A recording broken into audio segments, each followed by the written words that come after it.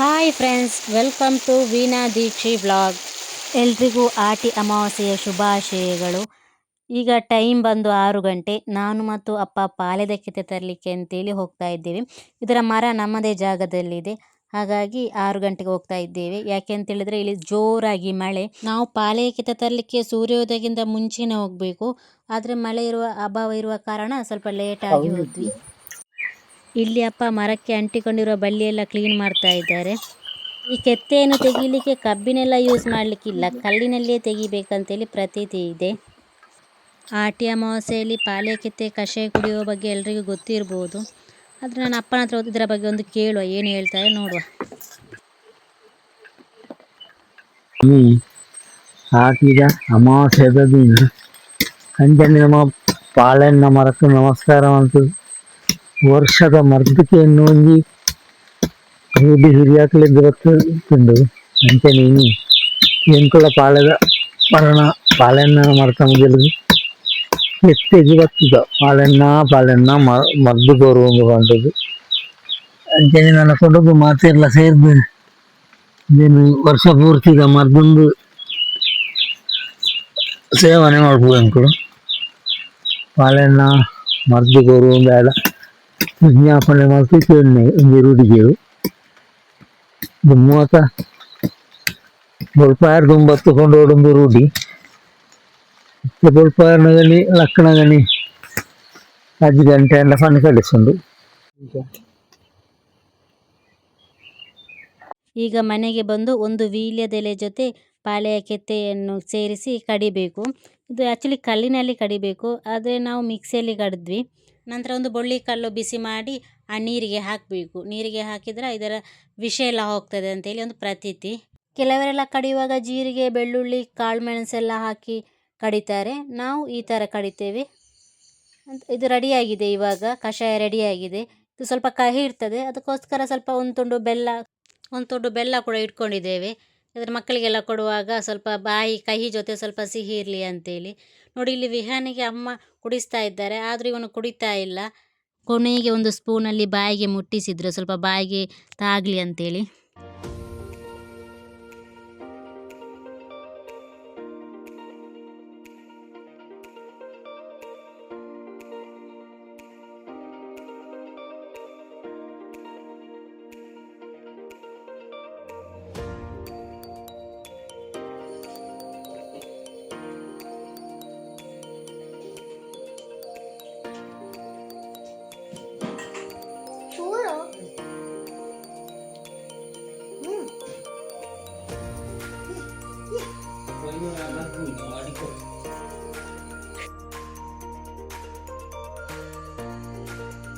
ಬೆಳಗಿನ ತಿಂಡಿಗೆ ಅಮ್ಮ ಪತ್ರೊಡೆ ಮಾಡಿದರು. ನಾನು ಈ ಪತ್ರೊಡೆ ರೆಸಿಪಿ ಎಲ್ಲ ಶೇರ್ ಮಾಡ್ಕೊಂಡಿದ್ದೇನೆ. ನಾನು ಮುಂದಿನ ಭಾಗದಲ್ಲಿ ಇದನ್ನು ಪತ್ರೊಡೆ ಯಾವ ಥರ ಮಾಡೋದು ಅಂತೇಳಿ ವಿಡಿಯೋ ಹಾಕ್ತೇನೆ.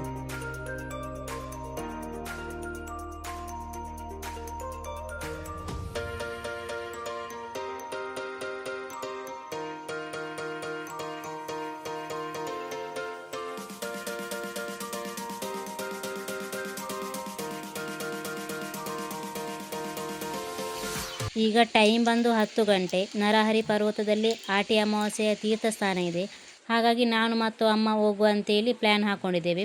ವಿಹಾನನ್ನು ಅಪ್ಪನ ಜೊತೆ ಬಿಟ್ಟು ನಾನು ಮತ್ತು ಅಮ್ಮ ಈಗ ತೀರ್ಥಸ್ನಾನ ಮಾಡಲಿಕ್ಕೆ ನರಹರಿ ಪರ್ವತಕ್ಕೆ ಹೋಗ್ತಾ ಇದ್ದೇವೆ.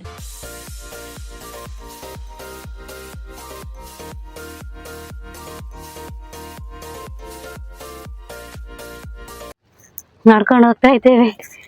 ಇಲ್ಲಿ ಬಸ್ ಮುಂದ್ಗಡೆ ಎಲ್ಲ ಹೋಗ್ತಾ ಇಲ್ಲ, ಯಾವುದೇ ವೆಹಿಕಲ್ ಎಲ್ಲ ಬ್ಲಾಕ್ ಆಗಿದೆ, ಹಾಗೆ ನಡ್ಕೊಂಡು ಹೋಗ್ತಾ ಇದ್ದೇವೆ.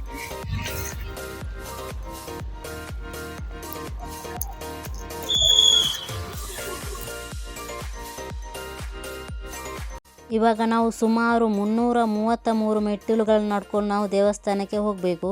ಇದು ಸುಮಾರು ಸಮುದ್ರದಿಂದ 1000 ಅಡಿ ಎತ್ತರದಲ್ಲಿದೆ ಅಂತ ಹೇಳ್ತಾರೆ. ಇದು ದಕ್ಷಿಣ ಕನ್ನಡ ಜಿಲ್ಲೆಯ ಬಂಟ್ವಾಳ ತಾಲೂಕಿನ ಕಲ್ಲಡ್ಕ ಮತ್ತು ಮೆಲ್ಕರ್ ಮಧ್ಯದಲ್ಲಿರುವ ದೇವಸ್ಥಾನವಾಗಿದೆ.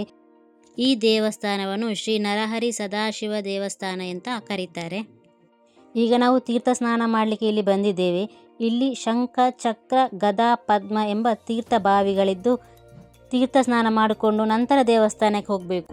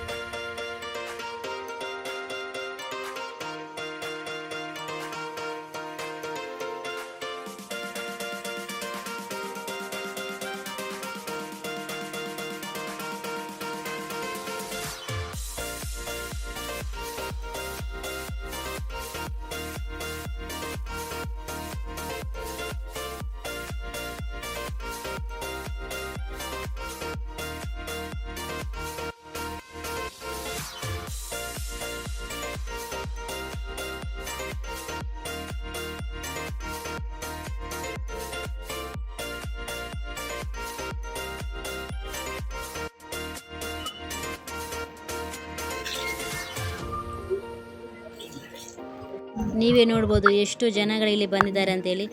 ಜನಗಳ ದಿಂಡಾಗಿ ಬರ್ತಾ ಇದ್ದಾರೆ.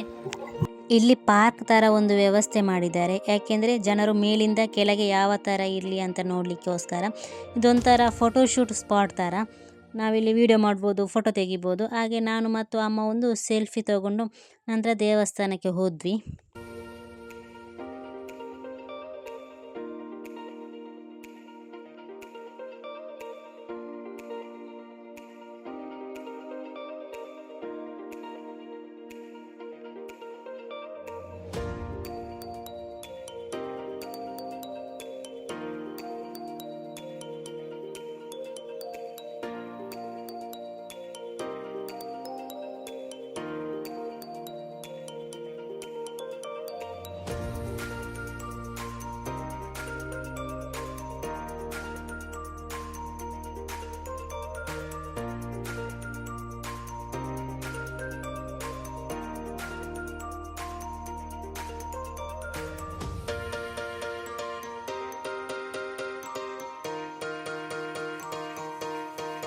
ಇವಾಗ ನಾವು ತೀರ್ಥ ಸ್ನಾನ ಮುಗಿಸ್ಕೊಂಡು ದೇವಸ್ಥಾನಕ್ಕೆ ಹೋಗಿ ಅಲ್ಲಿ ಪೂಜೆ ಮುಗಿಸ್ಕೊಂಡು ಕೆಳಗೆ ಇಳಿತಾ ಇದ್ದೇವೆ.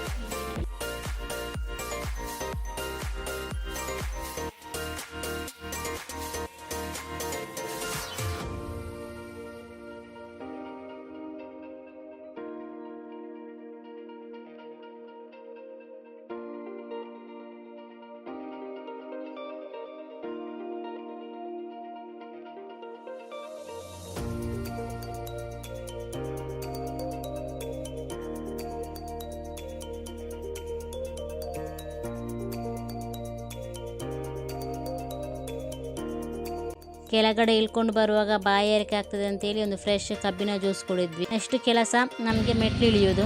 ಮೆಟ್ಲು ಇಳ್ಕೊಂಡು ಹೋಗ್ತಾ ಇದ್ದೇವೆ. ಆದರೂ ನೋಡಿ ಜನರು ಎಷ್ಟು ಬರ್ತಾ ಇದ್ದಾರೆ. ಈಗ ಮಧ್ಯಾಹ್ನ 12 ಗಂಟೆ ಆಗಿರ್ಬೋದು, ಆದರೂ ಜನ ಬರ್ತಾ ಇದ್ದಾರೆ. ಹಾಗೆ ಬರ್ತಾ ಇರುವಾಗ ಅಲ್ಲೊಂದು ಮಂಗ ಕಂಡಿತು. ಅದು ಮಂಗದೊಂದು ಫೋಟೋ ಶೂಟ್ ಮಾಡುವ ಅಂತೇಳಿ ಮಂಗಂದು ವೀಡಿಯೋ ಮಾಡ್ತಾ ಇದ್ದೇನೆ. ಆ ಮಂಗ ನಮ್ಮನ್ನು ಗುರಾಯಿಸ್ತಾ ಇತ್ತು ನೋಡಿ. ಎರಡೆರಡು ಜೋಡಿ ಮಂಗಗಳು ಕೂತಿದೆ. ನಾನು ವೀಡಿಯೋ ಮಾಡೋ ನೋಡಿ ಅದು ಅದಕ್ಕೆ ಫೋಸ್ ಕೊಟ್ಕೊಂಡು ಗುರಾಯಿಸ್ತಾ ಇದೆ ನನ್ನನ್ನೇ. ಫೋಸ್ ಕೊಟ್ಟು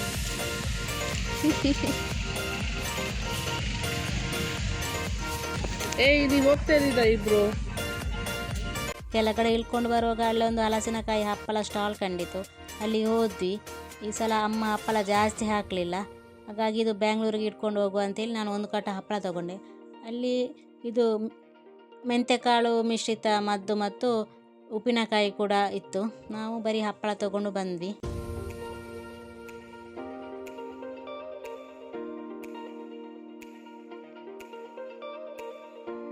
ದಾರಿಯಲ್ಲಿ ನಡ್ಕೊಂಡು ಬರುವಾಗ ಸ್ವಲ್ಪ ಟೈಮ್ ಪಾಸಿಗೆ ಅಂತೇಳಿ ಒಂದು ಚಕೋಬಾರ್ ಮತ್ತು ಅಮ್ಮ ಒಂದು ಗಡ್ಬಡ್ ತಗೊಂಡ್ರು. ಅದನ್ನು ತಿಂದ್ಕೊಂಡು ಮಧ್ಯದಲ್ಲಿ ಒಂದು ಆಟೋ ಸಿಕ್ತು. ಅದನ್ನು ಆಟೋ ಹತ್ಕೊಂಡು ಬಸ್ ಸ್ಟ್ಯಾಂಡಿಗೆ ಬಂದ್ವಿ. ಬಸ್ ಸ್ಟ್ಯಾಂಡಿಂದ ಬಸ್ಸಲ್ಲಿ ಕಾಳಕಕ್ಕೆ ಹೋದ್ವಿ. ಕಾಳಕದಿಂದ ಸ್ವಲ್ಪ ಸಾಮಾನೆಲ್ಲ ತಗೊಂಡು ಮತ್ತು ನಾವು ಸೀದಾ ಮನೆಗೆ ಆಟೋದಲ್ಲಿ ಹೋದ್ವಿ. ಗೈಸ್, ಇದಾಗಿತ್ತು ನನ್ನ ಈ ದಿನದ ಸಂಭ್ರಮ. ವಿಡಿಯೋ ಇಷ್ಟವಾದರೆ ದಯವಿಟ್ಟು ಲೈಕ್, ಶೇರ್, ಸಬ್ಸ್ಕ್ರೈಬ್ ಮಾಡಿ. Thank you for watching.